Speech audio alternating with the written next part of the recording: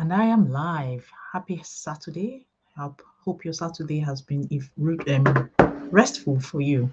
So yesterday we had a moment of reflection, and today we are beginning the series for the week 2, where we are going to be looking at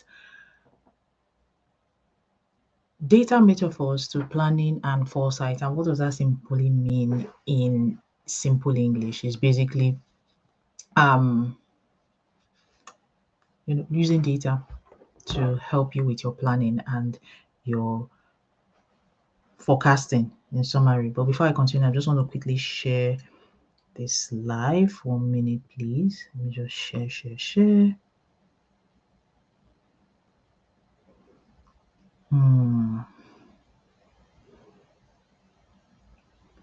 the live. Forecasting in summary. But before I continue, minutes.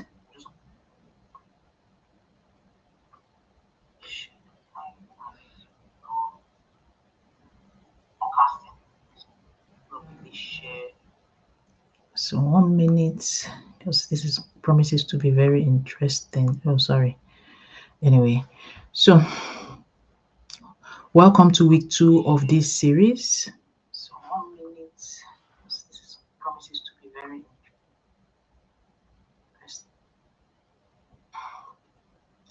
Welcome to week 2 of this series. Anyway, so yeah, welcome to week 2 of. There you go. So we are done with mindsets. Yes, this week we begin to build the blueprint, and it starts with data. Some of you may know, or some of you may not know, I'm a data analyst by profession, and there you are. That's what I do as a day job. And I always like evidence, evidence-based, or something that gives you some, some validation of your truths. Okay. So for most of us analysts, although this session is not directed to analysts, but we all know that analysis plays a big role in decision making, whether it is the decision to restructure a job, whether it is the decision to put through a policy. Everything is backed by data, right? So it is a very good skill to have. But then, my fellow analysts, if you are watching me today, I want to challenge you. We are paid to analyze data. In fact, people would argue that there is a lot of money in tech. Yeah. So you will say, oh, they pay us handsomely to analyze data, to mitigate risk, and to spot trends, which is exactly what we do. I do in my day job: analyze data, mitigate risk, spot trends for our employers. But when it comes to our most valuable asset, our own life, because that's our most valuable asset, we operate purely on emotion, hope, or tradition. Like, how does it even make sense? To be honest, we really should be doing better than that. We shouldn't be operating based on emotion, hope, or tradition, because we do so much more for parastatals organizations. So now, let's start with a metaphor. The trend report. So if you continued your current trend, and this is just for you to, if you continued your current trend of high impact for money, what is the predictable future outcome in 5 years? Predictable future outcome in 5 years? And the answer is very simple. You would have a higher salary, but you will have also, alongside a higher salary, higher stress, higher dependence on your employer, and likely more burnout. That is it. Your 5-year trend. That's what it's going to be.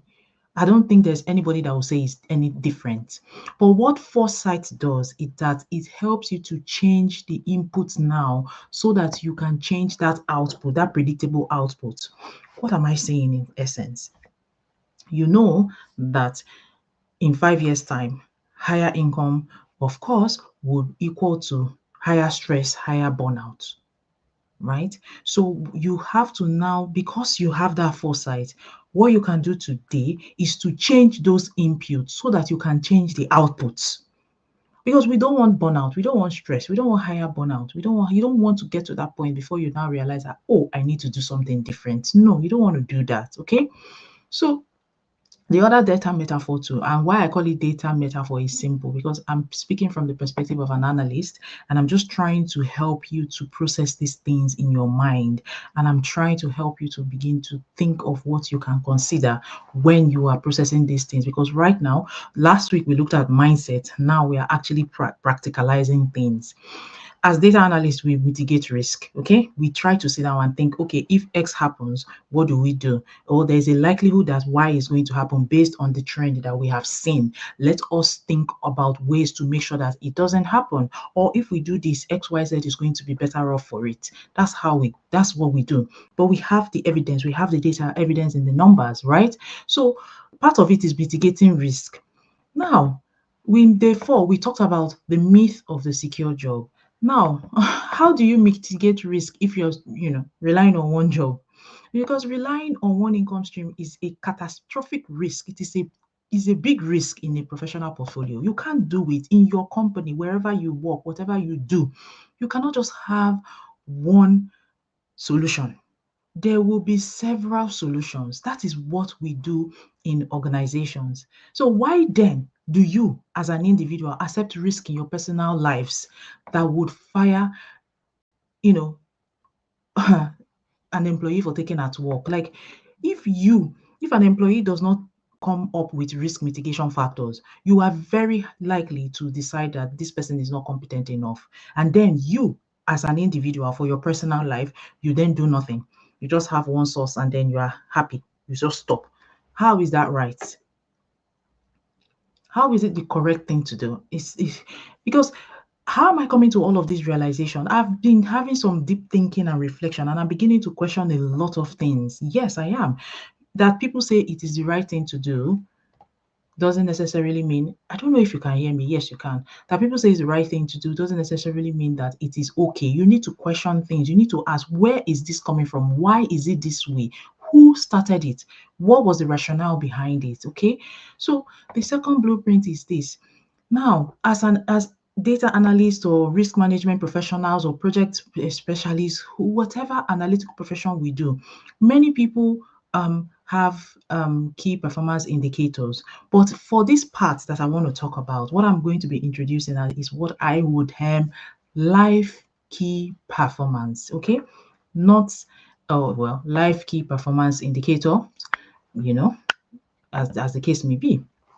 And what I want you to do is to stop measuring success by by your job title or salary. Don't do it anymore. That's not a good metric. I'm sorry, because it just doesn't make sense. Okay, you are earning that high income, but what are you trading off for it? Should you really be trading off anything at all in the first instance?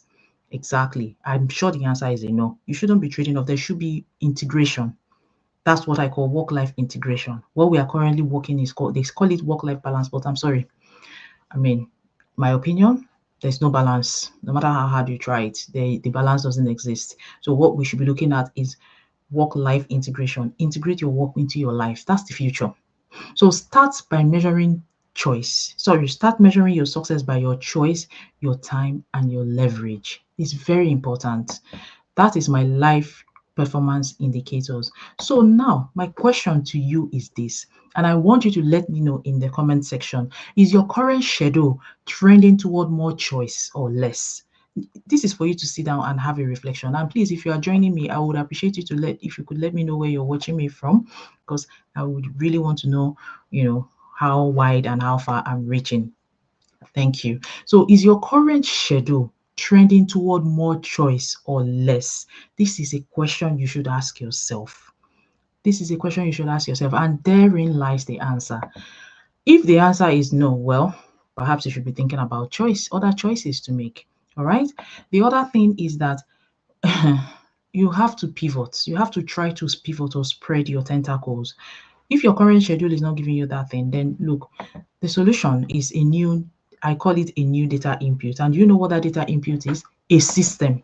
A system that breaks because there, right now, we assume that there is a relationship between time and money, and that relationship is straight. It's a straight line. No, it is not straight. It can be time. It doesn't have to be straight.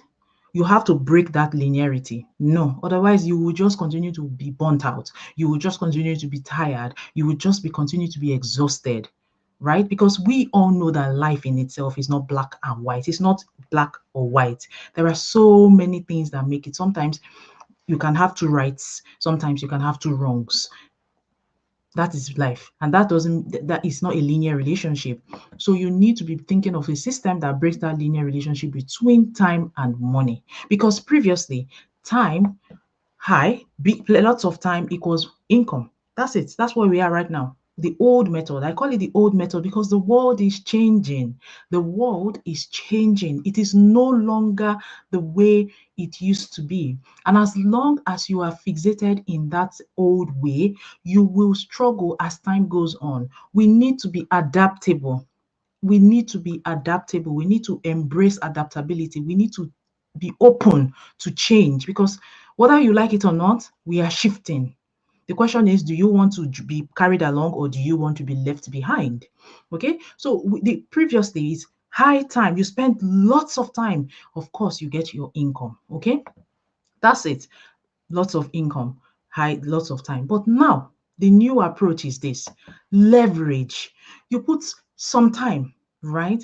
And your system generates an income, an asset, and a system generates income for you. And this is the justification for our model. Less time in the long run, but you have an asset and then you have an income. It's different from before. More time, all of your time, and then you have income only. So you don't have an asset. You're not building an asset. But with leverage, you're building an asset, and alongside that, you're generating an income. Tell me, how is that not better? How exactly is that not better?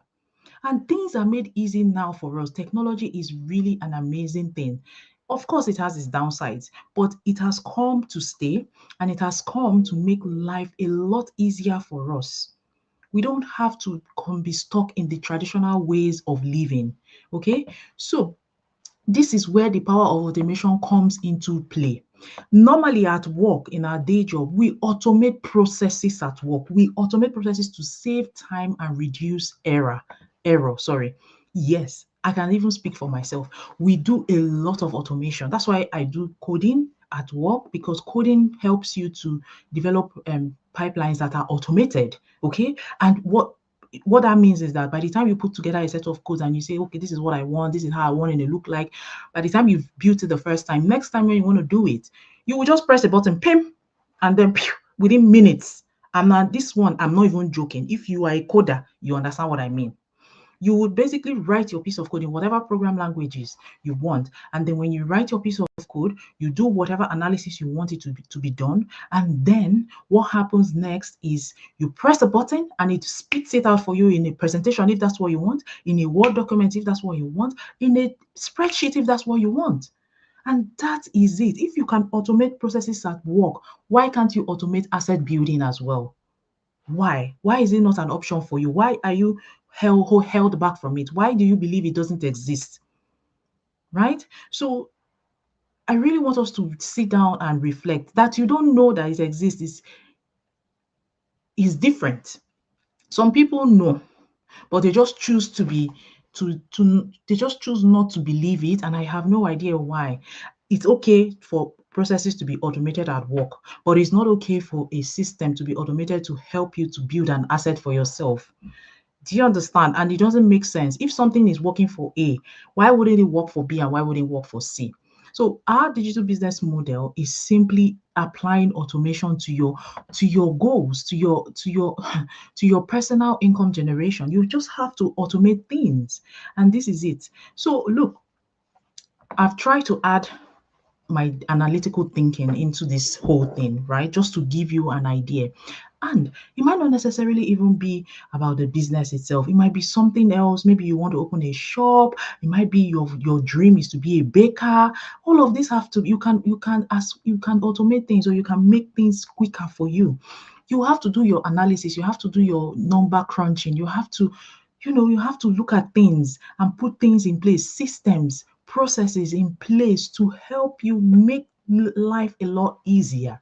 That is what Yinka, lovely. Thank you so much. It's been ages I saw we spoke. We should catch up. Oh, we should catch up. Thanks for joining. That's an old friend of mine. Yes. So we have to kind of like automate processes in our life. Personal life is it's not enough for you to do all for the person for your organization. All well and good, do it, but translate that skills to your personal life. Translate that knowledge to your personal goals. All right, and this is why I this is one of the things that I talk about. I don't just come out here to just talk because I feel like talking. I'm here to inspire you. I'm here to encourage you to come and have a look. Look, the world is shifting and you really need to be in this space. Honestly, the way I don't know, I feel like I should take a microphone and shout, come and look at this digital business model because I've not seen any like it. And that's just the truth. I haven't seen any like it. Okay. So the next step is this. Analysis compels action. Okay, once you see the data, the trend of your current life, you just have to look at it. The decision to pivot becomes a logical thing. It no longer becomes emotional. It's not a gamble anymore. You just need to sit down and ask yourself, okay, this thing I'm doing in the next 5 years, what's it going to give to me? If I was to just divert a little bit of my time to something else, what else would it give to me? And that little bit of your time is where I am now encouraging you to come and have a look at our model, our digital business model, and then see if it can also be doing something for you on the background. And that is what it's doing for me. I'm not there all the time. I work full time. I have children. I have a husband. I have a home to run. But my business is still running at the background because of automation and systems. Yes.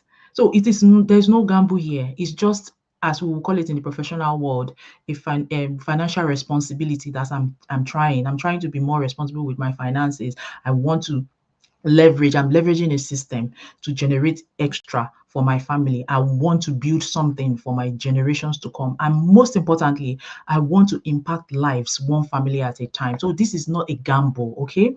So now, tomorrow's topic, we will dive into the blueprint, okay? The specifics of how this system functions and how it creates passive income streams, okay? Because I know many of us are itching. We have plenty of questions. What is this business? That is, many people want to know.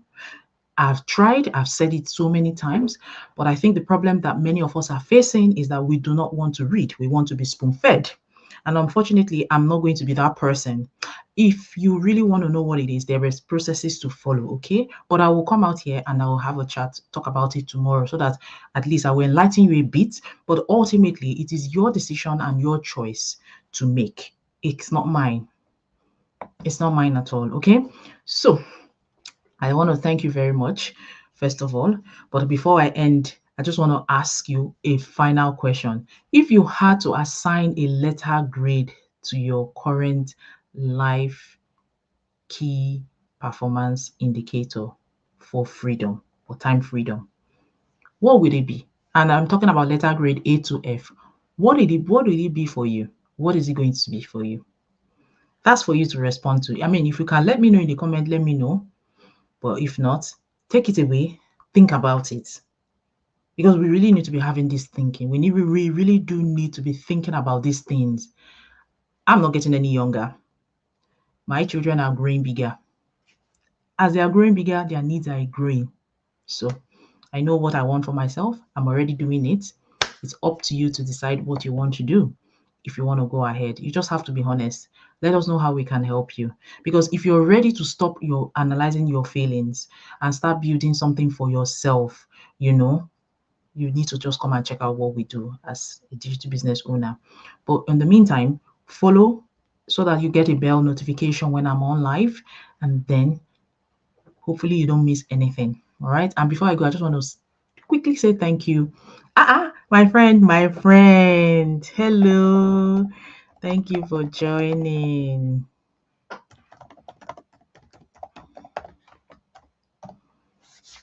Yes, that is my very good friend joining me today all the way from Sweden. Thank you. Thank you so much. Let me just show people so that it won't be like as if I'm just talking. Spot on. Greetings from Sweden. Thank you so much from Sweden. But anyway, I always try to make sure that my sessions it's not more than 20 minutes. So I'm just going to call it an evening. I'll be out here tomorrow and I hope you have a fantastic one. For those that go to church, may your Sunday be blessed. Hope you make it to church early. And even if you don't go to church, may your Sunday be blessed as well. See you in the evening tomorrow or in the afternoon. It really depends. I'm not sure when, but I'll be out tomorrow to continue this series because I remember it's a 30-day clarity series. So we're here for you. All right. Thank you. And then see you soon. Good night.